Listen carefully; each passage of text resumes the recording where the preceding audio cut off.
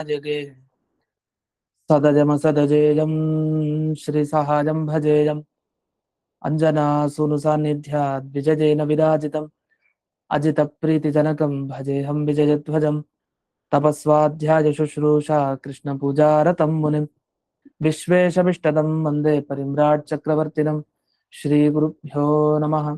हरिः ओम्। जन्माद्यस्य जतोऽन्वयादितरतश्चार्थेष्वभिघ्नस्वराट् तेने ब्रह्महृदाय आदिकवये मुह्यन्ते यं सूरयः तेजो वारिमृदां यथा विनिमयो यत्र त्रिसर्गो मृषा धाम्ना स्वेन सदा निरस्तकुहकं सत्यं परं धीमहि। ॐ स्वस्तिस्तु सदाम् अशेषसन्मङ्गलानि भवन्तु।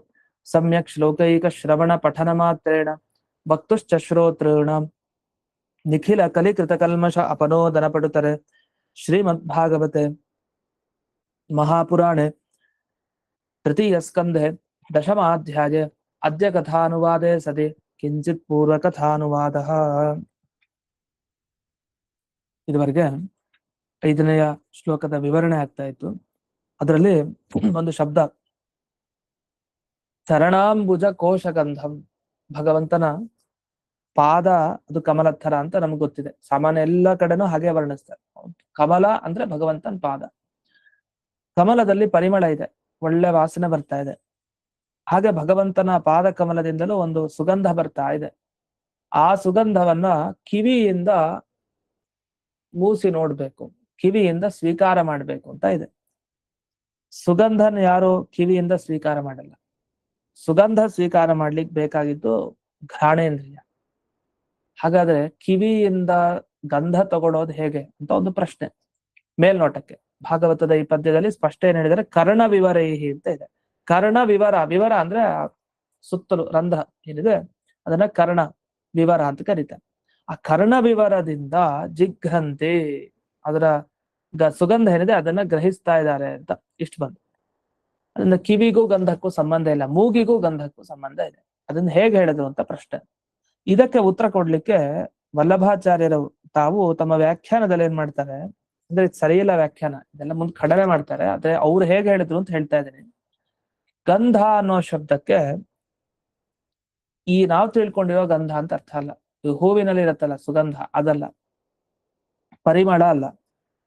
ಯಶಸ್ಸು ಅಂತ ಅರ್ಥ, ಕೀರ್ತಿ ಅನ್ನೋ ಅರ್ಥ ಯಾವ್ದಕ್ಕೆ? ಗಂಧ ಅನ್ನೋ ಶಬ್ದಕ್ಕೆ. ಕೀರ್ತಿ ಅನ್ನೋ ಅರ್ಥ ಎಲ್ಲಿ ಬರುತ್ತೆ? ಇದಕ್ಕೆ ಸಂಬಂಧ ಏನು? ಗಂಧ ಅಂದ್ರೆ ಗಂಧ ಅಂತ ಅರ್ಥ, ಕೀರ್ತಿ ಅಂತ ಅರ್ಥನ ಅಂದ್ರೆ ಪುಣ್ಯಸ್ಯ ಕರ್ಮ ದೂರಾತ್ ಗಂಧೋ ವಾತಿ ಅಂತ ಉಪನಿಷತ್ತಿನ ಪ್ರಯೋಗ. ಇಲ್ಲಿ ಏನ್ ಹೇಳಿದ್ದಾರೆ ಅಂದ್ರೆ, ನೀವು ಪುಣ್ಯಕರ್ಮ ಎಷ್ಟೆಷ್ಟು ಮಾಡ್ತೀರೋ ನಿಮ್ ಕೀರ್ತಿ ಜಾಸ್ತಿ ಆಗತ್ತೆ ಅಂತ ಹೇಳಿದ್ದಾರೆ. ಕೀರ್ತಿ ತುಂಬಾ ದೂರಕ್ಕೆ ಹೋಗತ್ತೆ ಅಂತ. ನೀವು ಒಳ್ಳೆ ಕೆಲಸ ಮಾಡಿದಷ್ಟು ಕೀರ್ತಿ ದೂರಕ್ಕೆ ಹೋಗುತ್ತೆ. ಹಂಗಂದ್ ಕೆಟ್ಟ ಕೆಲಸ ಮಾಡಿದಾಗ್ಲೂ ಕೀರ್ತಿ ಇನ್ನೂ ಜಾಸ್ತಿನೇ ಹೋಗುತ್ತೆ. ಅದ್ ಬೇರೆ ವಿಷಯ. ಕೆಟ್ಟವನು ಅಂತ ಇನ್ನೂ ಬೇಗ ಜನರಿಗೆ ಗೊತ್ತಾದ್ರೆ ಇನ್ನೂ ಜಾಸ್ತಿ ಪ್ರಚಾರ ಮಾಡ್ತಾರೆ. ಒಳ್ಳೆಯವನು ಅಂತ ಪ್ರಚಾರ ಆಗೋದು ಕಷ್ಟ. ಆದ್ರೆ ದೇವತೆಗಳಲ್ಲಿ, ಋಷಿಗಳಲ್ಲಿ, ದೇವರಲ್ಲಿ ಈ ನಿಯಮ ಇಲ್ಲ. ಯಾರು ಪುಣ್ಯ ಕರ್ಮ ಮಾಡ್ತಾರೋ, ಲೋಕದಲ್ಲೂ ಅಷ್ಟೇ, ಯಾರು ಪುಣ್ಯ ಕರ್ಮ ಮಾಡಿದಾನೋ ಸಹಜವಾಗಿ ಅವ್ನ ಕೀರ್ತಿ ಎಲ್ಲಾ ಕಡೆ ಹಬ್ಬಿರತ್ತೆ. ಅದನ್ನ ಹೇಳ್ದೇ ಇರ್ಬೋದಷ್ಟೇ, ಅದೇ ಹಬ್ಬಿರೋದಂತೂ ಖಂಡಿತ ಹಬ್ಬಿರತ್ತೆ. ಆ ಸಂದರ್ಭದಲ್ಲಿ ಏನ್ ಮಾಡಿದಾರೆ ಆ ಉಪನಿಷತ್ತಿನಲ್ಲಿ, ಒಂದು ಮಹಾನಾರಾಯಣ ಉಪನಿಷತ್ತಿನ ಪ್ರಯೋಗ ಅಂತ ಬರೀತಾರೆ. ಅಲ್ಲಿ ಪುಣ್ಯಸ್ಯ ಕರ್ಮ ದೂರಾತ್ ಗಂಧೋ ವಾತಿ, ದೂರದವರೆಗೆ ಅದು ವಾತಿ. ಗಾಳಿ ಹೇಗ್ ಬೀಸ್ತಾ ಹೋಗತ್ತಲ್ಲ ಹಾಗೆ ಇವನ್ ಗಂಧನೂ ಬೀಸ್ತಾ ಹೋಗುತ್ತೆ ಅಂತ. ಇವನ್ ಗಂಧ ಬೀಸ್ತಾ ಹೋಗೋದ್ರಿಂದ ಏನರ್ಥ? ನಾವು ಪುಣ್ಯ ಕರ್ಮ ಮಾಡಿದಾಗ ನಮ್ ಕೀರ್ತಿ ಎಲ್ಲಾ ಕಡೆ ಹೋಗುತ್ತೆ ಅಂತ ಅರ್ಥ. ಹಾಗಾದ್ರೆ ಕೀರ್ತಿ ಅನ್ನೋ ಅರ್ಥವನ್ನು ಮನಸ್ಸಿನಲ್ಲಿ ಇಟ್ಕೊಂಡು ಆ ಉಪನಿಷತ್ತಿನಲ್ಲಿ ಗಂಧ ಅನ್ನೋ ಶಬ್ದವನ್ನು ಬಳಸಿದ್ದಾರೆ. ಹಾಗಾಗಿ ಗಂಧ ಶಬ್ದಕ್ಕೆ ಒಂದೇ ಅರ್ಥ ಅಲ್ಲ ಸಂಸ್ಕೃತದಲ್ಲಿ. ಕೆಲವು ಸರಿ ಹೊಗಳಬೇಕಾದ್ರೆ ಹಾಗೆ ಹೇಳ್ತಾರಲ್ಲ, ನಿನ್ನ ಮುಖ ಚಂದ್ರನ್ ತರ ಇದೆ, ಚಂದ್ರ ನೀನು ಅಂತಂದ್ರೆ ಅವನ್ ಚಂದ್ರನ ಅಲ್ಲ. ಆ ಹೇಳೋ ಶಬ್ದವನ್ನ ಹಾಗೆ ಬಳಸ್ತೀವಿ. ಆದ್ರೆ ನೀನ್ ಚಂದ್ರ ಅಪ್ಪ ಅಂತಂದ್ರೇನು? ಚಂದ್ರ ಅಂದ್ರೆ ಆಕಾಶದಲ್ಲಿರೋ ಚಂದ್ರ ಅಂತ ಅರ್ಥನಾಗ? ಆಕಾಶದಲ್ಲಿರೋ ಚಂದ್ರನಿಗೆ ಹೇಳ್ತಾ ಇಲ್ಲ, ಆಕಾಶದಲ್ಲಿರುವಂತಹ ಚಂದ್ರನ ತರ ನೀನಿದೀಯಾ ಅಂತ. ನೀನು ಚಂದ್ರ ಅಂತ ಸ್ಪಷ್ಟವಾಗಿ ಚಂದ್ರನ್ ತರ ಇರೋ ನೀನು ಅಂತ ಮುಂದಿರೋ ವ್ಯಕ್ತಿಗೆ ಹೇಳ್ತಾ ಇರೋ ಶಬ್ದ. ಒಂದೊಂದ್ ಶಬ್ದಗಳಿಗೆ ಅರ್ಥವನ್ನು ತೀರ್ಮಾನ ಮಾಡ್ಬೇಕಾದ್ರೆ ಸಂದರ್ಭ ನೋಡ್ಬೇಕು. ಎಲ್ಲಾ ಸಂದರ್ಭದಲ್ಲೂ ಆ ಶಬ್ದಕ್ಕೆ ಅದೇ ಅರ್ಥ ಆಗಿರಲ್ಲ. ಹಾಗೆ ಈ ಗಂಧ ಅನ್ನೋ ಶಬ್ದಕ್ಕೆ ಕೀರ್ತಿ ಅಂತ ಅರ್ಥ ಮಹಾನಾರಾಯಣ ಉಪನಿಷತ್ತಿನಲ್ಲಿ ಕಂಡಿದೆ. ಹಾಗಾಗಿ ಇದು ಆಲಂಕಾರಿಕವಾಗಿ ವರ್ಣನೆ ಮಾಡೋ ಪದ್ಧತಿ. ಇವನು ಸಿಂಹದ ತರ ಇದ್ದಾನೆ, ಇವನ್ ಸಿಂಹ, ಇವನು ಆನೆ, ಇವನು ಕೋತಿ ಎಲ್ಲ ಹೇಳ್ತೀವಲ್ಲ ಶಬ್ದಗಳನ್ನ. ಇದಕ್ಕೆಲ್ಲ ಅರ್ಥ ಕೋತಿ ಅಂದ್ರೆ ಅದು ಕೋತಿ ಬೇರೆನೆ, ಸಿಂಹ ಅಂದ್ರೆ ಅದು ಕಾಡಿನಲ್ಲಿರೋ ಸಿಂಹ, ಆನೆ ಅಂದ್ರೆ ಅದು ಇನ್ನೊಂದ್ ಬೇರೆ ಕಡೆ ಇರೋ ಆನೆ. ಅಂದ್ರೆ ಇವ್ರು ಮುಂದಿರೋರ್ಗೆಲ್ಲ ಯಾಕೆ ಹೇಳೋದು ಈ ಶಬ್ದವನ್ನ? ಅದು ಅಲಂಕಾರ, ಅದೊಂದು ಶೈಲಿ. ಆ ತರ ಭಾಗವತದ ಈ ಗ್ರಂಥದಲ್ಲಿ ಏನ್ ಮಾಡಿದ್ದಾರೆ, ಗಂಧ ಅನ್ನೋ ಶಬ್ದವನ್ನ ಯಶಸ್ಸು, ಕೀರ್ತಿ ಅನ್ನೋ ಅರ್ಥದಲ್ಲಿ ಬಳಸಿದ್ದಾರೆ ಅಷ್ಟೇ ಅಂತ ಹೀಗೆ ವ್ಯಾಖ್ಯಾನ ಮಾಡಿದ್ರು. ಅಷ್ಟೇ ಅಲ್ಲ, ಇದೊಂದು ಸಮಾಧಾನ ಆಯ್ತಾ. ಇನ್ನೊಂದು ಸಮಾಧಾನ, ಆ ಕೀರ್ತಿಯನ್ನ ಸರಿ, ಕೊನೆಗೇನಾಯ್ತು, ಗಂಧವನ್ನ ಕಿವಿಯಿಂದ ತಗೊಳ್ಳಿಕ್ ಬರಲ್ವಲ್ಲ ಅಂತ ಪ್ರಶ್ನೆ ಮಾಡಿದಕ್ಕೆ, ಗಂಧ ಅಂದ್ರೆ ಗಂಧ ಅಲ್ವೇ ಅಲ್ಲ, ಅದು ಗಂಧ ಅಂದ್ರೆ ಅದು ಕೀರ್ತಿ. ಕೀರ್ತಿ ಹೇಗೆ ಅಂದ್ರೆ, ಈಗ ಒಳ್ಳೆ ಕೆಲಸ ಮಾಡಿದಾಗ ನಮ್ ಕೀರ್ತಿ ಏನಾಗುತ್ತೆ, ಎಲ್ಲಾ ಜನರ ಕಿವಿಗ್ ಬೀಳ್ತಾ ಹೋಗುತ್ತೆ. ಅವ್ರು ಹಾಗ್ ಮಾಡಿದ್ರಂತೆ, ಇವ್ರು ಹಾಗ್ ಮಾಡಿದ್ರಂತೆ ಅಂತ ಕಿವಿಗ್ ಬೀಳತ್ತಲ್ಲ ಕೀರ್ತಿ. ಹಾಗೆ ಇಲ್ಲೂ ದೇವರ ಒಂದು ವಿಶಿಷ್ಟವಾದ ಏನು ಕೀರ್ತಿ ಇದೆ, ಅದು ಯಾರು ದೇವರ ಬಗ್ಗೆ ಧ್ಯಾನ ಮಾಡ್ತಾರೋ ಅವ್ರ ಕಿವಿಗೆಲ್ಲ ಹೋಗುತ್ತೆ ಅದು ಅಂತ ಅರ್ಥ. ಅದರಿಂದ ಕಿವಿಯಿಂದ ಆ ಗಂಧ ತಗೊಳ್ಳೋದು ತಪ್ಪೇನಿಲ್ಲ. ಯಾವ ರೀತಿ ಗಂಧ ಅಂದ್ರೆ ಇಲ್ಲಿ ಕೀರ್ತಿ ಅನ್ನೋ ಅರ್ಥದಿಲ್ಲ, ಅದನ್ನ ಕಿವಿಯಿಂದ ಕೀರ್ತಿಯನ್ನ ಗ್ರಹಣ ಮಾಡ್ಬೋದು, ತಪ್ಪಿಲ್ಲ ಅಂತ ಹೀಗೆ ವಲ್ಲಭಾಚಾರ್ಯರು ಒಂದು ವ್ಯಾಖ್ಯಾನ ಬರೀತಾರೆ. ಏನೋ ಒಂದು ಕೂಡ್ಸಿದ್ರು, ಕಷ್ಟಪಟ್ಟು ಆ ಗಂಧ ಅನ್ನೋ ಶಬ್ದಕ್ಕೆ ಹೀಗರ್ಥ ಅಂತ ಮಾಡಿ ಕೂಡ್ಸಿದ್ದಾರೆ. ಸ್ವಲ್ಪ ಇನ್ನೊಂದ್ ರೀತಿ ಸಮಾಧಾನ ಹೇಳಲಿಕ್ಕೆ ಹೋಗ್ತಾರೆ ನೋಡಿ. ದೇವರ ಸಂಪರ್ಕಕ್ಕೆ ಬಂದ್ರೆ ನಮ್ಮ ಎಲ್ಲಾ ಇಂದ್ರಿಯಗಳು ಎಲ್ಲಾ ತರನೂ ಕೆಲಸ ಮಾಡುತ್ತೆ ಅಂತ. ಅಂದ್ರೆ ಕಣ್ಣಿನಿಂದಲೇ ಕೇಳ್ಬೋದಂತೆ ದೇವರ ಮಹಿಮೆ, ನಾವೇನಾದ್ರು ವಿಶಿಷ್ಟವಾಗಿ ಸಂಬಂಧ ಪಡೆದ್ರೆ. ಅಂದ್ರೆ ದೇವರು ನಮ್ಮ ತಲೆ ಮೇಲೆ ಕೈ ಇಟ್ರೆ, ದೇವರ ಮಹಿಮೆ ನಮಗ್ ನಿಜವಾಗ್ಲೂ ಅರ್ಥ ಆದ್ರೆ, ದೇವರ ಅನುಗ್ರಹ ಆದ್ರೆ, ನಮ್ ಕಣ್ಣು ಒಂದೇ ಸಾಕು, ಅದೇ ತಿನ್ನತ್ತೆ, ಅದೇ ಕೇಳತ್ತೆ, ಎಲ್ಲವೂ ಅದೇ ಮಾಡುತ್ತೆ. ಯಾಕೆ ದೇವರ ಮಹಿಮೆ ಅಂತ ದೊಡ್ಡದು. ಹಾಗಾಗಿ ಯಾವಾಗ ಭಗವಂತನ ಧ್ಯಾನವನ್ನು ಇವರೆಲ್ಲ ಮಾಡ್ತಾ ಇದ್ದಾರೋ ಜ್ಞಾನಿಗಳು, ಮಾಡ್ದಷ್ಟು ಇವ್ರ ಕಿವಿಗೆ ಎಷ್ಟು ಶಕ್ತಿ ಬಂದಿದೆ ಅಂದ್ರೆ, ಗಂಧವನ್ನೂ ಮೂಸಿ ನೋಡುವಂತ ಶಕ್ತಿ ಬಂದ್ಬಿಟ್ಟಿದೆ ಕಿವಿಗೆ ಅಂತ ಹೀಗೊಂದು ವ್ಯಾಖ್ಯಾನ ಬರೀತಾರೆ ಯಾರು, ವಲ್ಲಭಾಚಾರ್ಯ. ಇದೆಲ್ಲ ಉತ್ತರಗಳು ನಿಜ ಕೊಡ್ತಾರೆ ಯಾವಾಗ, ಪ್ರಮಾಣ ಬೇರೆದಿಲ್ದೇನೆ ಗಂಧ ಶಬ್ದಕ್ಕೆ ಏನೂ ಅರ್ಥ ಹೇಳಿಕ್ ಬರ್ಲಿಲ್ಲ, ಏನೂ ಸಿಗ್ತಾರೆ ಅಂದ್ರೆ ಏನೋ ಒಂದ್ ಕೂಡಿಸ್ಲಿಕ್ಕೆ ಹೀಗ್ ಮಾಡ್ತಾರೆ. ಹೀಗ್ ಅವ್ರು ಮಾಡಿದ್ದಾರೆ. ವಸ್ತುತಃ ಸರಿ ಇಲ್ಲ. ಮಧ್ವಾಚಾರ್ಯ ಎಷ್ಟು ಚೆನ್ನಾಗಿ ಅರ್ಥ ಹೇಳಿದ್ದಾರೆ, ಅದ್ ನಮಗ್ ಮುಂದೆ ಇನ್ನೂ ಸ್ಪಷ್ಟ ಆಗತ್ತೆ. ಒಂದು ಪ್ರಮಾಣ ಕೊಟ್ಟು ಹೇಳ್ತಾರೆ, ಗಂಧ ಅನ್ನೋ ಶಬ್ದಕ್ಕೆ ನೀವು ತಿಳ್ಕೊಂಡಿರೋ ತರ ಇದೆಲ್ಲ ಹೇಗೇಗೋ ಅರ್ಥ ಮಾಡಬಾರದು ಅಂತ. ಸರಿ, ಇದು ಒಂದು ವಿವರಣೆ ಆಯ್ತು ಇವತ್ತು. ಇನ್ನು ಮುಂದಕ್ಕೆ ವಿವರಣೆ ಏನಿದೆ ಅಂದ್ರೆ, ವಸ್ತುತಃ ಹೇಗ್ ಹೇಳ್ಬೇಕಿಲ್ಲಿ, ಇಲ್ಲಿ ಚರಣ ಅಂಬುದ ಕೋಶಗಂಧಂ ಅಂದ್ರೆ ಚರಣ ಅಂತ ಬಂತಲ್ಲ, ಇದೆಲ್ಲ ತಪ್ಪು. ಎಡವಿದ್ಯಲ್ಲಿ ಅಂದ್ರೆ, ಈಗ ಚರಣ ಅಂದ್ರೆ ಪಾದಗಳು ಅಂತ ಯಾರು ಹೇಳಿದ್ರು? ಚರಣ ಅನ್ನೋ ಶಬ್ದಕ್ಕೆ ಕಾಲು ಅಂತ ಅರ್ಥ ಅಷ್ಟೇ ಇಲ್ಲ. ಚರಣ ಸೇವೆ ನನಗೆ ಕೊಡಿಸು ಅಂತ ಹೇಳ್ತೀವಿ, ಚರಣ ಸೇವೆ, ಚರಣ ಸೇವೆ ನನಗೆ ಕೊಡಿಸು ಅಂದ್ರೆ ಏನರ್ಥ, ಪಾದ ಸೇವೆ ನನಗೆ ಸಿಗೋ ಹಾಗೆ ಮಾಡು ಅಷ್ಟೇ ಅರ್ಥ. ಚರಣ ಅನ್ನೋ ಶಬ್ದ ಪಾದ ಅನ್ನೋ ಅರ್ಥವನ್ನ ಹೇಳೋದು. ಓಂ ಜ್ಯೋತಿಷ್ ಚರಣ ವಿಧಾನಾದ್ವೋಮ್ ಅಂತ ಇದೆ ಬ್ರಹ್ಮಸೂತ್ರದಲ್ಲಿ ಒಂದು ಸೂತ್ರ. ಚರಣ ಅಂದ್ರೆ ಪಾದ ಅಂತ ಅಲ್ಲೂ ಅರ್ಥ, ಆದ್ರೆ ಆ ಪಾದ ಬೇರೆ. ಅದು ವೇದವಂತಗಳಲ್ಲಿ ಪಾದ, ಶ್ಲೋಕಗಳ ಒಂದು ಪಾದ ಬರುತ್ತಲ್ಲ. ಈಗ ಭಾಗವತದ ಒಂದು ಪದ್ಯ ಹೇಳ್ಕೊಟ್ರೆ ನಾನು, ಅಲ್ಲಿ ನಿಮ್ಗೆ 4 ಪಾದ ಸಿಗುತ್ತೆ, 1, 2, 3, 4. ನಾನು ಒಂದು ಲೈನ್ ಅಂತ ನಿಮ್ಗೆ ಅರ್ಥ ಆಗ್ಲಿಕ್ಕೆ ಹೇಳ್ತಾ ಇರ್ತೀನಿ ಅಷ್ಟೇ. 1 ಪಾದ, 2ನೇ ಪಾದ, 3ನೇ ಪಾದ, 4ನೇ ಪಾದ, ಯಾವ್ದೇ ಶ್ಲೋಕ ಪಾರಾಯಣ ಮಾಡ್ಬೇಕಾದ್ರೂ 4 ಪಾದ ಇರುತ್ತೆ. ಹಾಗೆ ಇಲ್ಲಿ ಚರಣ ಅನ್ನೋ ಶಬ್ದಕ್ಕೆ ಹಾಗಾದ್ರೆ ಏನ್ ಅರ್ಥ? ಈಗ ಅನೇಕ ಈ ಟಿಪ್ಪಣಿ ಗ್ರಂಥಗಳಲ್ಲಿ ಕಾಣಬಹುದು. ಅತ್ರ ಮಮ ಗುರು ಚರಣಾಸ್ತು ಅಂತ ಬರೀತಾರೆ ಅನೇಕ ಟಿಪ್ಪಣಿಕಾರರು.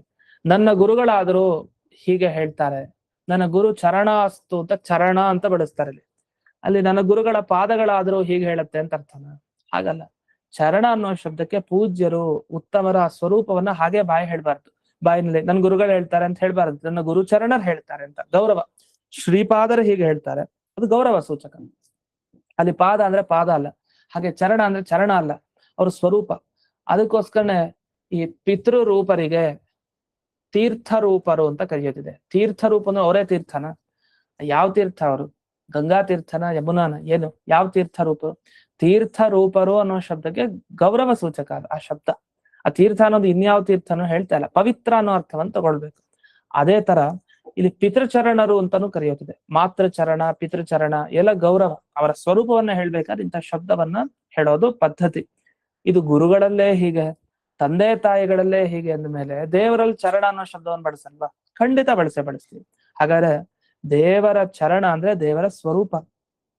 ಆ ಸ್ವರೂಪ ಕಮಲ ಅಂತ ಇಟ್ಕೊಳ್ಳೋಣ. ಕಮಲ ಅಂತ ಇಟ್ಕೊಂಡ್ಮೇಲೆ ಕಮಲದ ಅಂಶ ಅಂದ್ರೆ ಗಂಧನೇ ಆಗ್ಬೇಕು, ಅದ್ ಬಿಟ್ಟು ಇನ್ನೇನೋ ಬೇರೆ ಆಗ್ಲಿಕ್ಕೆ ಸಾಧ್ಯ ಇಲ್ಲ. ಆ ಗಂಧ ಅನುಭವ ಬರ್ಬೇಕು ಅಂದ್ರೆ ಆ ಗಂಧ ಯಾವ ಇಂದ್ರಿಯಕ್ಕೆ ಗೋಚರ? ನಮ್ಮ ಘ್ರಾಣೇಂದ್ರಿಯ. ಮೂಗಿನಿಂದ ನಾವು ಒಂದು ವಾಸನೆಯನ್ನ ಗ್ರಹಿಸ್ತೀವಿ, ಸುವಾಸನೆನೋ ದುರ್ವಾಸನೆನೋ. ಆದ್ರೆ ಕಿವಿಯಿಂದ ಅಂತ ಹೇಳಿದ್ದು ಭಾಗವತಲ್ಲಿ ಅದ್ ಸರಿ ಕಾಣೋದು ಇಲ್ಲ. ಅದಕ್ಕೆ ಇವ್ರು ಹೇಳ್ತಾರೆ ಹಾಗಲ್ಲ, ಕಿವಿಯಿಂದ ನಾವು ದೇವರ ಈ ಸ್ವರೂಪದ ಸುಗಂಧವನ್ನ ನಾವು ಗ್ರಹಣ ಮಾಡ್ತೀವಿ ಅಂತ ಭಾಗವತಲ್ಲಿ ಹೇಳಿಲ್ಲ. ಇಲ್ಲೇನ್ ಹೇಳಿದ್ದು ಅಂದ್ರೆ, ಕಿವಿಯ ಮುಖಾಂತರ ನಾವೇನೇನ್ ಗುರುಗಳ ಹತ್ರ ಪಾಠ ಕೇಳ್ತೀವಿ ಅದೆಲ್ಲ ವಿಷಯ ಆ ಭಗವಂತನದು ಒಂದೊಂದು ಸುಗಂಧ, ತುಂಬಾ ಪರಿಮಳ. ಅದೆಲ್ಲ ನಮ್ ಕಿವಿಗೆ ಹೋದ್ರೆ ನಮ್ಮ ದೇಹ ಸುಗಂಧ ಆಗುತ್ತೆ. ನಿಜವಾದ ಗಂಧ ಹಚ್ಕೊಳ್ಳೋದು ಅಂದ್ರೆ ಇದೆ. ಚೆನ್ನಾಗಿ ಪಾಠ ಕೇಳೋದು, ಅದೆಲ್ಲ ಕಿವಿಯ ಒಳಗಡೆ ಹೋಗ್ಬೇಕು, ಮನಸ್ಸಲ್ಲಿ ನಿಲ್ಬೇಕು. ನಿಂತೆ ದೇವ್ರು ಕಾಣ್ತಾನೆ. ನಿಲ್ದಿದ್ರೆ ಅದು ಮತ್ತೆ ವ್ಯರ್ಥ ಆಗ್ಬಿಡತ್ತೆ. ಸುಮ್ಮನೆ ಹಚ್ಕೊಂಡ್ ಮತ್ತೆ ಗಂಧ ಹಚ್ಕೊಂಡು ಸ್ನಾನ ಮಾಡ್ಬಿಟ್ಟು ಆಗ್ಲೆಕ್ಕ. ಆತರ ಇಲ್ಲಿ ಕರ್ಣ ವಿವರೈಹಿ, ಕರ್ಣಗಳ ಮುಖಾಂತರ ಹೋಯ್ತು ನಿಜ ಭಗವಂತನ ಆ ಸುಗಂಧ. ಹೋದ್ರು ಆ ಹೃದಯ ದ್ವಾರದಲ್ಲಿ ಬಂತಲ್ಲ ಆ ವಿಷಯ, ಆಗ ಹೃದಯದಿಂದಲೇ ದೇವರನ್ನು ನೋಡ್ಬೇಕು ಕೊನೆಗೆ. ಆದ್ರಿಂದ ಹೃದಯಕ್ಕೆ ಬಂದಿದ್ಯಾವುದು ಈ ಗಂಧ. ಆ ಗಂಧ ಅಂದ್ರೆ ಯಾವುದು? ಅದೇ ಯಶಸ್ಸು ಭಗವಂತಂದು. ಆ ಯಶಸ್ಸನ್ನ ಆ ಹೃದಯದಿಂದ ನಾವು ತಿಳ್ಕೊಂಡ್ವಿ ಅಂತ. ಕೊನೆಗೆ ನಮ್ ಥರನೇ ನೀವು ಅರ್ಥ ಹೇಳಿದ್ರಲ್ಲ, ಹಾಗಾದ್ರೆ ಗಂಧನ್ ಕಿವಿಯಿಂದಂತೂ ತಗೊಳ್ಳಿಕ್ ಸಾಧ್ಯ ಇಲ್ಲ. ಗಂಧ ಎಲ್ಲಿ ತನಕ ಬಂತು? ಹೃದಯ ತನಕ ಬಂತು. ಹೃದಯದಿಂದ ಗಂಧ ಗೊತ್ತಾಗತ್ತಾ?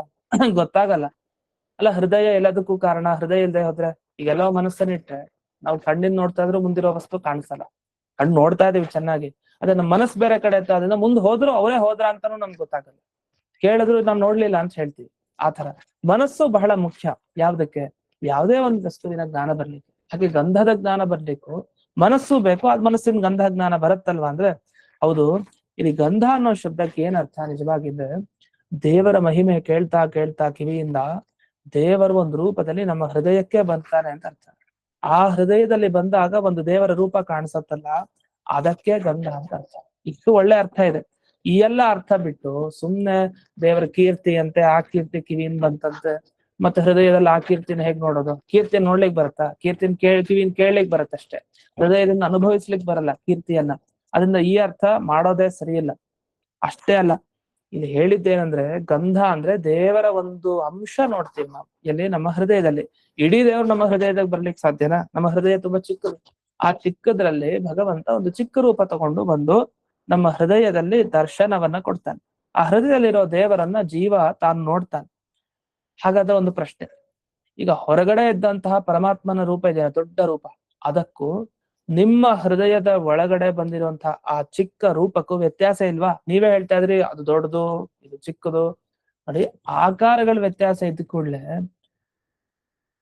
ಆ ಎರಡೂ ವಸ್ತು ವ್ಯತ್ಯಾಸವನ್ನು ಹೊಂದಿದೆ ಅಂತಲ್ಲ. ಅದು ದೊಡ್ಡ ಆಕಾರ ಇರ್ಬೋದು, ಚಿಕ್ಕ ಆಕಾರ ಇರ್ಬೋದು, ದೇವ ರೂಪ. ದೇವರು ಇವಾಗ ಹನುಮಂತ ತಾನು ಚಿಕ್ಕ ರೂಪ ಧರಿಸ್ಕೊಂಡಿದ್ದ, ಆಮೇಲೆ ದೊಡ್ಡ ರೂಪಕ್ಕೆ ಬಂದ. ಇದರಿಂದ ಏನಾಯ್ತು? ದೊಡ್ಡ ರೂಪಕ್ಕೆ ಎಷ್ಟು ಶಕ್ತಿ ಇದೆಯೋ ಚಿಕ್ಕ ರೂಪಕ್ಕೂ ಅದೇ ಇದೆ. ಏನ್ ವ್ಯತ್ಯಾಸ ಏನಾಗಲ್ಲ. ಅದು ಲೌಕಿಕವಾಗಿ ತೋರಿಸಿದ್ದಷ್ಟೇ.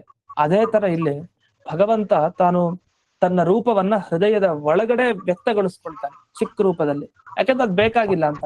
ಅವನು ವಸ್ತುತಃ ಎಲ್ಲಾ ಕಡೆ ವ್ಯಾಪಿಸ್ಕೊಂಡಿದ್ದಾನೆ ಭಗವಂತ. ಎಲ್ಲಾ ಕಡೆ ವ್ಯಾಪಿಸ್ಕೊಂಡಿದ್ರು ಆ ಭಗವಂತ ತಾನು ಆ ಜೀವನಿಗೆ ಅನುಕೂಲ ಆಗ್ಲಿ ಅಂತ ಚಿಕ್ಕ ರೂಪದಿಂದ ಪ್ರಕಟ ಆಗಿದ್ದಾನೆ ಅಷ್ಟೇ. ನಮ್ಗ ಆ ಭಗವಂತನ ರೂಪ ದೊಡ್ಡದೇ ಇರ್ಬೋದು, ನಮಗ್ ಕಾಣಿಸೋದು ಚಿಕ್ಕದಾಗಿ. ನಮಗ್ ದೇವರ ಆ ರೀತಿ ಒಂದು ಶಕ್ತಿಯನ್ನ ಕೊಟ್ಟು ಅವ್ರ ಯೋಗ್ಯತೆ ತಕ್ಕ ಹಾಗೆ ವ್ಯಕ್ತ ಮಾಡಿಸಿದಾನೆ ಅಂತ ಅರ್ಥ. ಅದರಿಂದ ಏನರ್ಥ ಆಯ್ತು ಅಂದ್ರೆ, ಅಂಶ ಅಂಶಿಗಳಿಗೆ ಭೇದ ಇಲ್ಲ ಅಂತ ಒಂದು ಶಾಸ್ತ್ರದ ದೊಡ್ಡ ಚರ್ಚೆ. ಸುಧಾಪಾಠದಲ್ಲಿ ಇನ್ನೂ ವಿಸ್ತಾರವಾಗಿ ಬರುತ್ತೆ. ಅಂಶ ಅಂಶಿ ಅಂದ್ರೆ, ಈಗ ಒಂದು ಬಟ್ಟೆ ತಗೊಳ್ಳಿ. ಬಟ್ಟೆ ದಾರಗಳಿಂದ ಬಟ್ಟೆ ಆಗಿದೆ. ದಾರವನ್ನ ಅಂಶ ಅಂತ ಕರಿತೀವಿ. ಅಂಶಿ ಅಂದ್ರೆ ಬಟ್ಟೆ.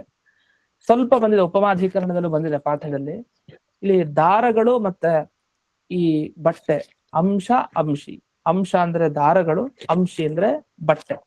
ಅಂಶ ಬೇರೆ ಇಲ್ಲ, ಅಂಶಿ ಬೇರೆ ಇಲ್ಲ. ದಾರ ಬಿಟ್ಟು ಬಟ್ಟೆ ಅಂತ ಏನಿದೆ? ಬಟ್ಟೆ ಬಿಟ್ಟು ದಾರ ಅಂತ ಏನಿದೆ? ಎಲ್ಲ ಒಂದೇ. ದಾರಗಳೇ ಸೇರಿಸಿ ಅದನ್ನ ಬಟ್ಟೆ ಮಾಡಿದ್ದಾರೆ. ಹಾಗೆ ಮಣ್ಣಿನ ಒಂದು ಭಾಗವನ್ನೇ ಸೇರಿಸಿ ಮಡಿಕೆ. ಮಡಿಕೆ ಬಿಟ್ಟು ಮಣ್ಣು ಅಂತ ಏನಿದೆ? ಮಣ್ಣನ್ ಬಿಟ್ಟು ಮಡಿಕೆ ಅಂತ. ಮಣ್ಣಿನ ಮಡಿಕೆ ಬಗ್ಗೆ ಹೇಳ್ತಾ ಇದ್ದೀನಿ. ಅದು ಏನಿಲ್ಲ. ಅದೇ ತರ ದೇವರ ಈ ಅಂಶ ಬಿಟ್ಟು ಮೂಲ ರೂಪ ಅಂತ ಒಂದು ಏನಿದೆ? ಮೂಲ ರೂಪ ಬಿಟ್ಟು ಈ ಅಂಶ ಅಂತ ಏನಿದೆ? ಎಲ್ಲ ಒಂದೇ ಅಂತ. ಹೀಗೆ ಅಂಶ ಮತ್ತೆ ಅಂಶಿ ಅಂದ್ರೆ ನಮ್ಮ ಹೃದಯದಲ್ಲಿ ಬಂದ ಭಗವಂತನ ಚಿಕ್ಕ ರೂಪಕ್ಕೂ ಹೊರಗಡೆ ಇರುವಂತಹ ಭಗವಂತನ ದೊಡ್ಡ ರೂಪಕ್ಕೂ ಹೇಗೆ ವ್ಯತ್ಯಾಸ ಇಲ್ಲ ಅಂದ್ರೆ, ಒಂದು ದಾರಕ್ಕೂ ಒಂದು ದೊಡ್ಡ ಬಟ್ಟೆಗೆ ಏನ್ ವ್ಯತ್ಯಾಸ ಇಲ್ವೋ ಆ ವ್ಯತ್ಯಾಸನೇ ಇಲ್ಲ.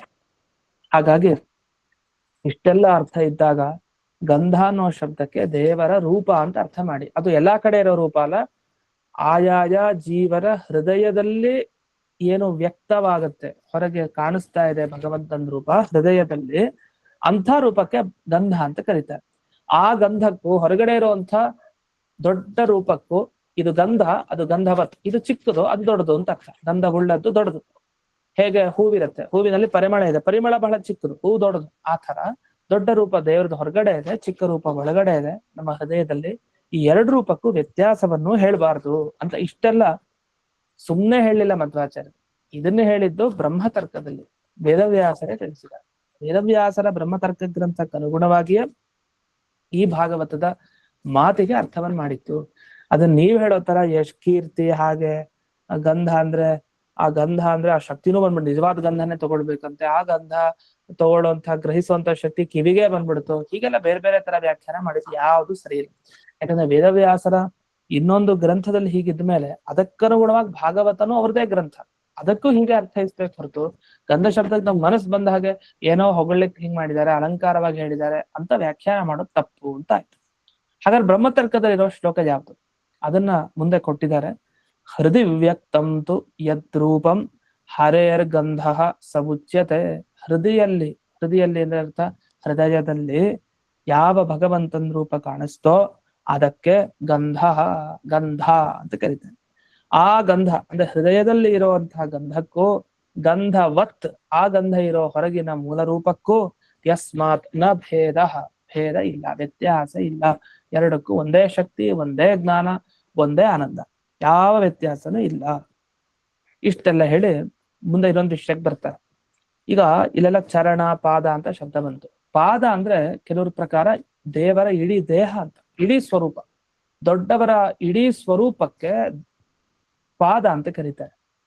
ಬರೀ ಯಾವ್ದೋ ಕಾಲಿನ ಭಾಗಕ್ಕಷ್ಟೇ ಅಲ್ಲ, ಅದನ್ನ ಹೇಳಲಿಕ್ಕೆ ಒಂದು ಪ್ರಮಾಣವನ್ನು ಕೊಡ್ತಾರೆ. ಉತ್ತಮಾನಾಂತು ಪಾದೇನ ಸರ್ವಂ ರೂಪಂತು ಭಣ್ಯತೆ.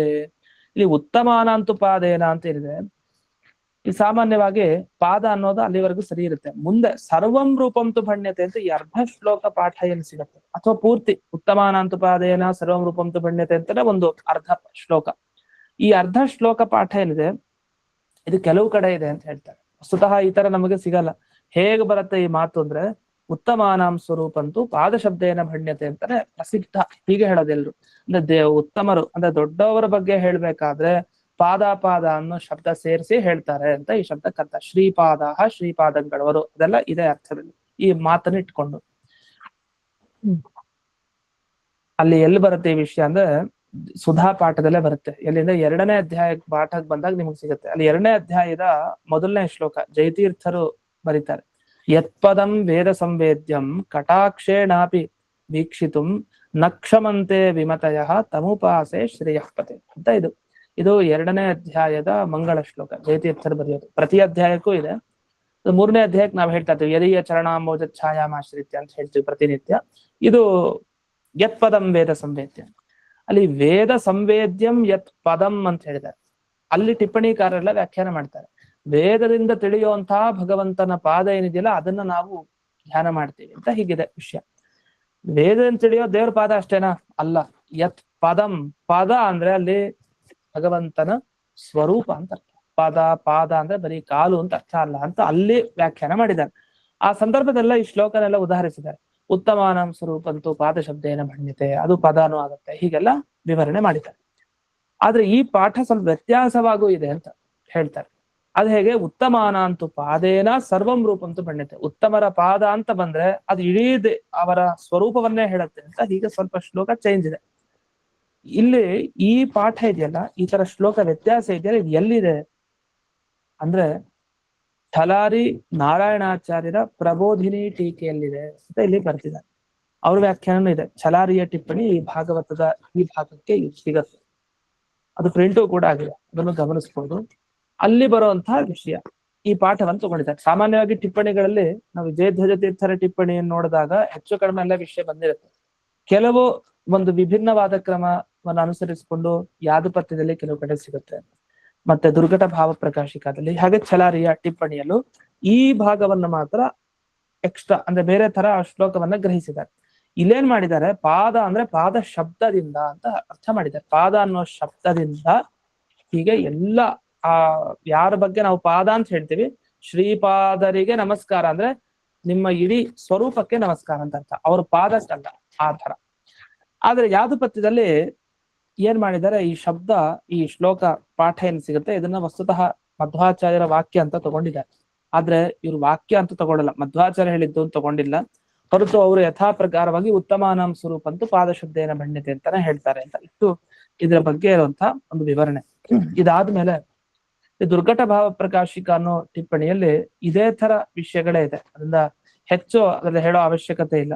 ಇದೇ ತರ ಮತ್ತೆ ಅದೇ ವಿಚಾರಗಳೇ, ಗಂಧ ಅನ್ನುವ ಶಬ್ದಕ್ಕೆ ಏನರ್ಥ ಅಂತೆಲ್ಲ ವಿವರಣೆ ಮಾಡ್ತಾರೆ. ಒಂದು ಸ್ವಾರಸ್ಯ ಏನಿದೆ ಅಂದ್ರೆ ಇಲ್ಲಿ ಈ ದುರ್ಘಟ ಭಾವ ಪ್ರಕಾಶಿಕ ಟಿಪ್ಪಣಿಯಲ್ಲಿ, ಈಗ ದೇವರ ಪಾದವನ್ನ ಕಮಲಕ್ಕೆ ಯಾಕೆ ಹೋಲಿಸಿದ್ದಾರೆ ಅಂತ.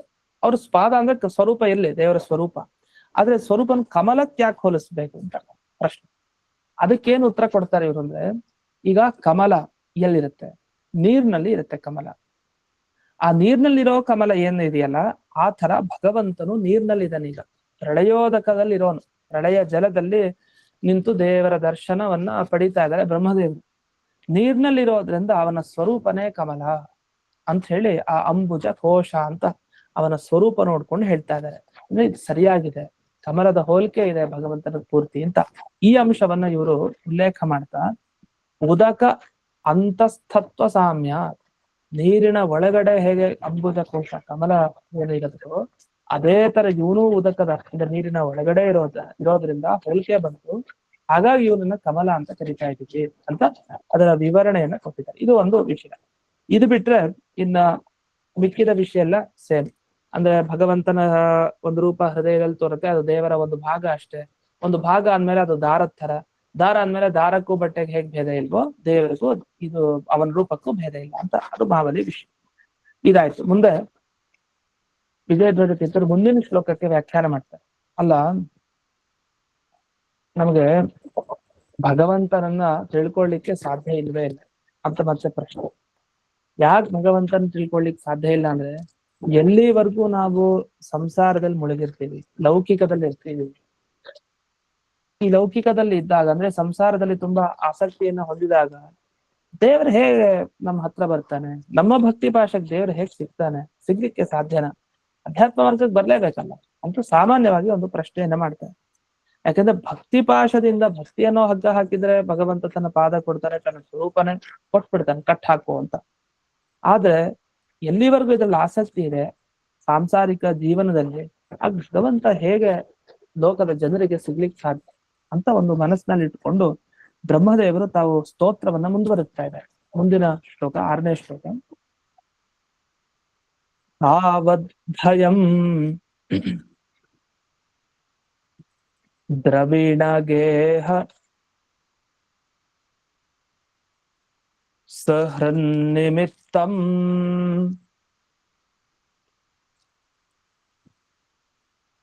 ಶೋಕಸ್ಪೃಹಾ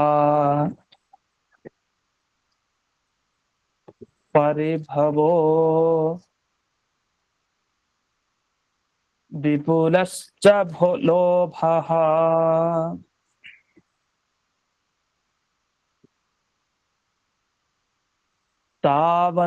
ತಾವನ್ಮಮೇತಿ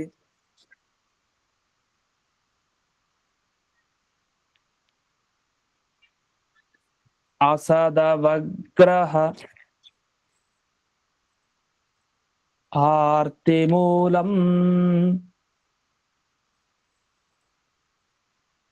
ಯಾವನ್ನತೇಂಘ್ರಿಂ ಅಭಯಂ ಪ್ರವೃಣೀತ ಲೋಕಃ.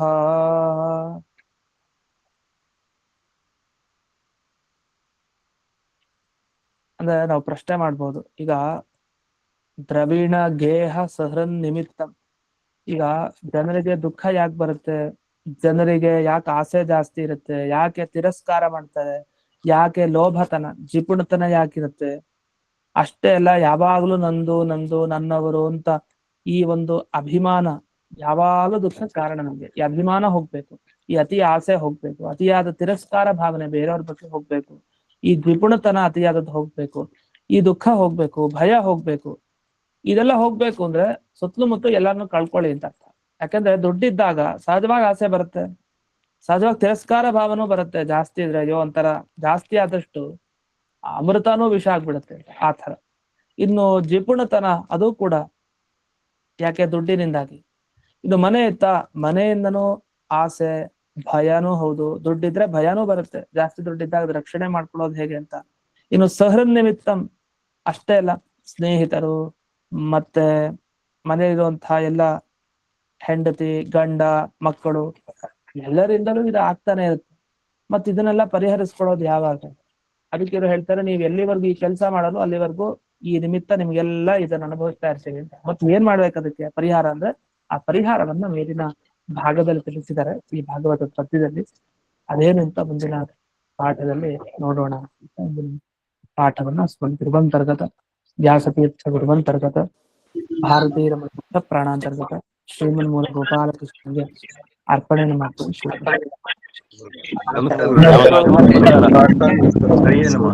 ನಮಸ್ಕಾರ ಗುರುಗಳೇ, ಧನ್ಯವಾದಗಳು. ನಮಸ್ಕಾರ.